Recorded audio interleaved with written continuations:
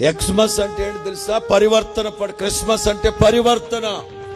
ఈ 2025 డిసెంబర్ 21 వరకు నీవు నడిచొచ్చిన మార్గం ఎట్లాడుదో నాకు అనవసరం.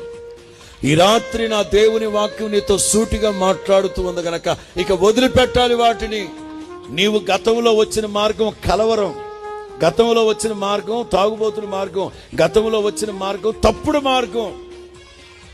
వద్దు, విడిచిపెట్టండి. అందుకే ఇది ఎక్స్మాస్. యేసు క్రీస్తు రక్షకుడు. ఎందులో నుంచి రక్షిస్తాడు? పాపము నుండి ప్రజలను రక్షిస్తారు. ఆయనకే ఎందుకు అంత హక్కు అంటే యేసు క్రీస్తు పాపము లేనివాడు. ఆయన పుట్టుక పాపము లేని పుట్టుక. ప్రపంచంలో నాటికి నేటికి ఎన్నటికి తాజా వార్త, బ్రేకింగ్ న్యూస్ ఒకటి ఉందంటే అది యేసు క్రీస్తు పుట్టుక.